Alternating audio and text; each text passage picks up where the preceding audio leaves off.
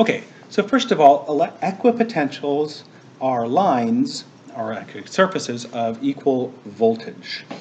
And I'm actually following along in, we're already up to chapter 26 really in your night, but night uses green to draw the equipotential lines. Let's use these green pens here.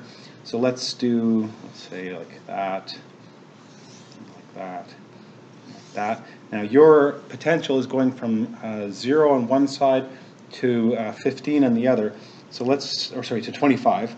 So maybe you might be mapping like a 5-volt line. You might map the 10-volt line, the 15-volt line, and maybe even a 20-volt line. I'm just drawing 4 equipotentials that might exist between 0 volts and up to 25 on your pattern. Okay, so those are your equipotentials. You'll have to figure out how to draw those. And then what you've got I'm going to draw in red actually, as Knight does that, is the electric field lines. So I'm going to sketch these and I'll tell you how I'm doing it. This is E. Now, there are some rules. So the rules are, first of all, E field lines point from plus, which is high volts, to minus, which is low volts. Okay, that's rule number 1. Rule number 2, E field lines never cross. Okay, they can get closer together, further apart, depending on the magnitude, but they never cross. And lastly, last rule is that E field lines are always perpendicular to equipotential surfaces. Actually, equipotential lines in your case. If you're doing 3D mapping, then they're perpendicular to the equipotential surfaces.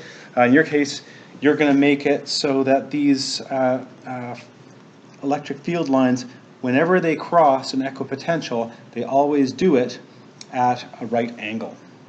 And actually, there's a 4th rule, which is that E field, I guess this is sort of a subset of the 3rd rule.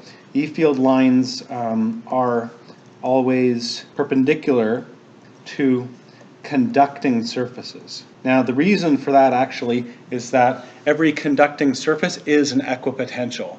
That's what conducting means, is that the current flows very quickly until the entire surface of the conductor is at the same electric potential. And so when E fields meet that, they're always perpendicular. So those are the sort of 4 rules that you're going to have to obey when you're first you map out your equipotentials. Then you should sketch your electric field lines to go in direction of decreasing equipotential, decreasing electric potential, and also perpendicular to those potential lines. If you have a kind of grid of potential measurements, and you want to find the E field at point P, then what you do is you look at point 1 and point 2. So let's say if this is X and this is Y, E sub X will be approximately equal to the electric potential or voltage at point 2 minus the electric potential or voltage at point 1 divided by delta X. Okay, where this distance from here to here, I guess it would be actually V2 minus V1 divided by X2 minus X1. Okay, and the units are volts per meter, the SI units. You're going to be measuring in volts per centimeter, I guess, because my grid is in centimeters. But the SI units are volts per meter, are equivalent to newtons per coulomb. So you may have heard in class that the electric field is a measure of the force on a test charge. So the force in newtons divided by the charge of a test charge in coulombs, newtons per coulomb. Turns out that that's equivalent to volts per meter. And then similarly, if you want to find the y direction, E sub y is approximately equal to, this is 0.3 and 0.4, V3 minus V4 divided by Y3 minus Y4. So when you want to find the electric field at a point, you look at where I've measured the potential at grid points surrounding it to try to see what is the direction towards, it's going to be in the direction of the electric field lines.